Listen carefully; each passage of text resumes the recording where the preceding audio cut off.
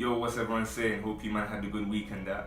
Obviously, if you saw on Twitter, I did my group stage predictions a couple weeks back and I got 13 out of 16 of them correct. I wasn't expecting Germany to flop the way they did, and there was a couple other little surprises in that. I managed to get a few of the last 16 fixtures correct, so I'm going to predict the outcome for the 8 matches coming over the next few days in the last 16. Put your house on it, put your mortgage on it, your student finance, whatever, because these results are coming through, trust me. Like 13 out of 16 last time, yeah, fair enough, but this one is going to be fully concrete with statistical evidence and all sorts in it. The first game is France versus Argentina, big juicy game. France haven't been dreadful, they've not been great either, but I feel like they can still take it up a couple gears in it. Like they haven't had to, stress pretty much at all. They've rested players, they're all chilling. Whilst Argentina have just been dreadful all tournament. Like Mascherano has been stinking up the whole of Russia, fam. Like I can even smell him through the screen anytime Argentina are playing, because he has been abysmal. But obviously, despite his hardest efforts to stop them going through, they did manage to scrape a win on the last day against Nigeria to send them through to the knockout stages. Agenda aside, Messi did get a nice goal, so maybe his confidence will be up. He's going to stop frauding about and stuff. He's going to finally show up this tournament. But on the other side, you got the main man, Big Oli G.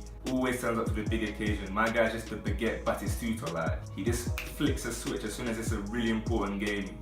Cup finals. Even when ISIS were just chilling outside the France national stadium when they were facing Germany, my guy was too focused on getting them goals. Yeah, he was still banging in goals against Neuer. So trust me, he's gonna do bits against Argentina. I'm very sure of that. I'm gonna go 2-1 for France. Uruguay versus Portugal, another very tasty game. Uruguay are one of the few teams to actually win all their 3 group games.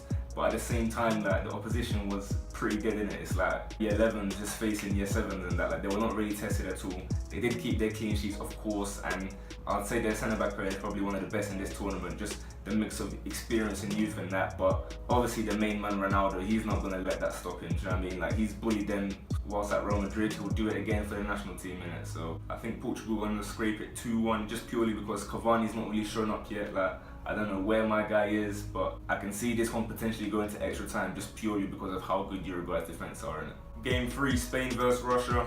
I'm sorry to say it's the end of the line for the Russians in it. Like despite their home support, again that group was pretty much a joke. Like I don't know how teams like Saudi Arabia and that were qualifying, but Spain is just going to be a step too far. I'm 100% certain these Russians have been on PEDs or something, because like their performances have just been so wild that they've just never been this good at football before. Like I don't know when was the last time I saw them kick ball and they were like just this good, like keeping clean sheets.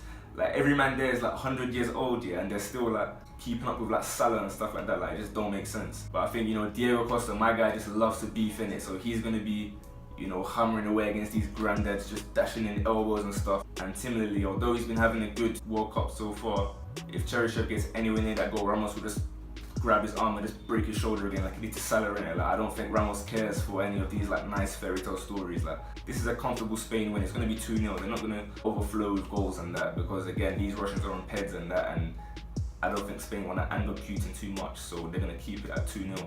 Croatia versus Denmark. I feel like everyone's clocked on now that Croatia are pretty much the dark horses, and that Argentina 3-0 game just proved it. Like their midfield, I'd say, is definitely top 3 in this tournament. Modric, Kovacic and Rakitic. I think they just complement each other very well. And again, I think it's going to be pretty comfortable, but I'm going to say 3-1 because you just know Ericsson is going to just come with some random free kick or penalty or something, because like it's just inevitable winning. Like this is all this guy does. Like Denmark have no other players with any ounce of sauce or anything like that. I mean, like their star striker for like 10 years has been Niklas Bentner. Like I think that says all you need to know about the Denmark team in it. So 3-1 Croatia, light work. Brazil against Mexico is definitely going to be a proper fun game. Obviously Lozano and Denman have been living their life, just like playing against all these tortoise defenders in their group and that. But obviously the Brazil defense, they've kept clean sheets and that. Like, they're not about that life. They're not going to just let that run.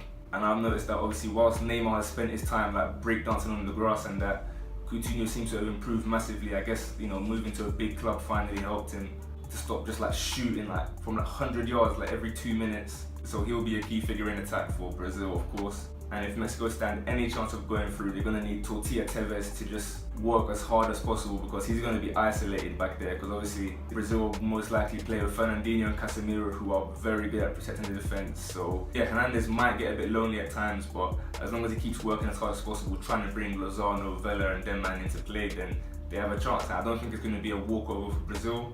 I'm going to say they're going to just edge it 2-1.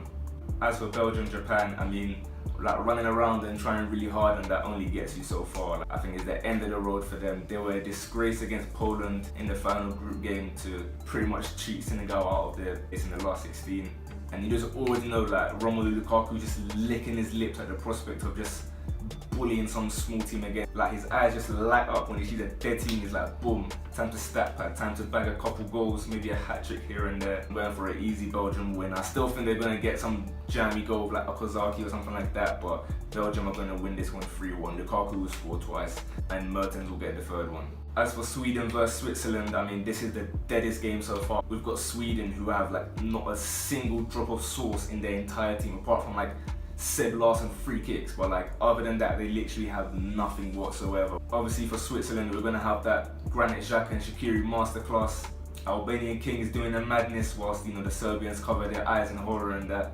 I feel like the way Shaqiri is so unpredictable in the final third just give them the edge in this game, because my guy for Sweden, what's his name, like Marcus Berg or whatever, like I'm not even sure my guy even stepped on the plane because I've not seen him once. Like I was tipping him to bag goals for Sweden, but my guy's been non-existent. So yeah, I reckon Switzerland are gonna take this one 2-1. That Grandfist guy will just bag a penalty or something like that, because like he just seems to be the only one scoring. So yeah, Switzerland 2-1.